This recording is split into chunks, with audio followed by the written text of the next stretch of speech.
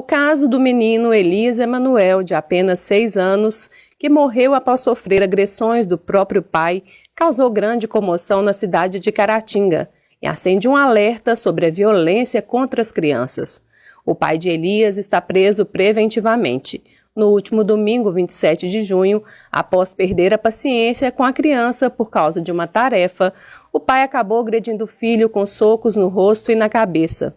Por fim, a criança levou uma rasteira e bateu com a cabeça na quina de um móvel e caiu já inconsciente. Elias era órfão de mãe que morreu em 2015, vítima de um afogamento aos 21 anos. A criança estava morando com o pai há apenas 3 meses. Anteriormente, estava na companhia dos familiares maternos. Segundo estes familiares, Elias já havia sido vítima de maus-tratos pelo pai em outras ocasiões e que os fatos já teriam sido relatados ao Conselho Tutelar.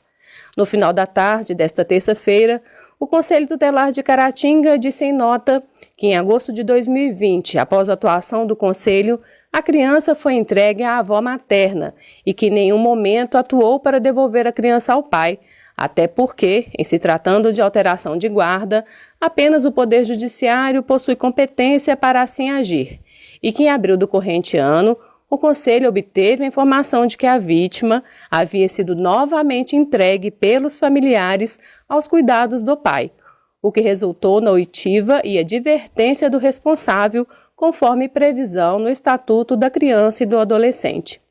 O juiz de direito também emitiu nota informando que é vedado ao magistrado manifestar por qualquer meio de comunicação opinião sobre processo pendente de julgamento seu ou de outrem.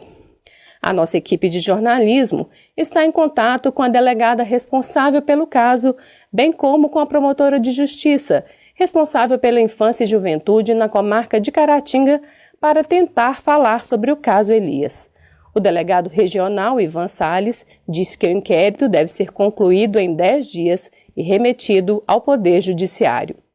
E no meio de uma história trágica e triste, um belo gesto da família do pequeno Elias Emanuel vai salvar a vida de outras crianças que aguardam uma espera angustiante, a espera por um órgão. A família decidiu pela doação dos órgãos do garoto. Em razão do procedimento, o corpo da criança ainda está no Hospital João 23, em Belo Horizonte.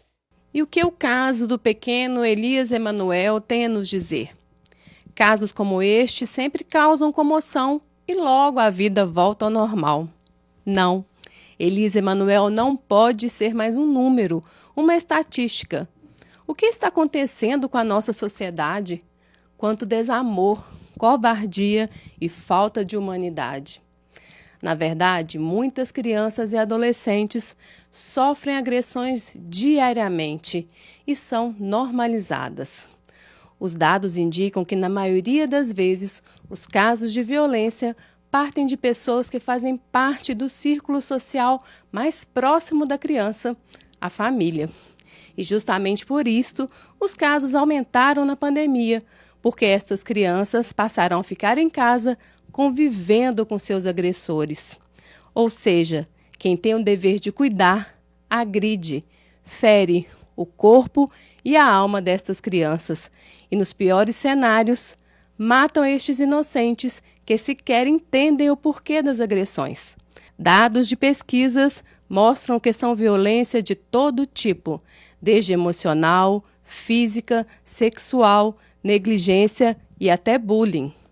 Mas sabe o que eu e você temos a ver com os casos como o do Elias Emanuel?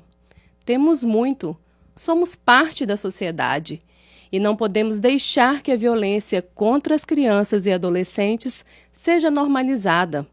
É muito importante que no papel de vizinho, amigo, conhecido, parente, se tivermos conhecimento de qualquer tipo de violência contra a criança e o adolescente, façamos a denúncia aos órgãos competentes, ainda que de forma anônima. E se pudermos, tivermos condições, Podemos e devemos acolher estas crianças, oferecer ajuda, encaminhar para serviços de assistência e de saúde, para que elas sejam atendidas por profissionais que possam garantir um tratamento adequado para a proteção destas crianças e adolescentes.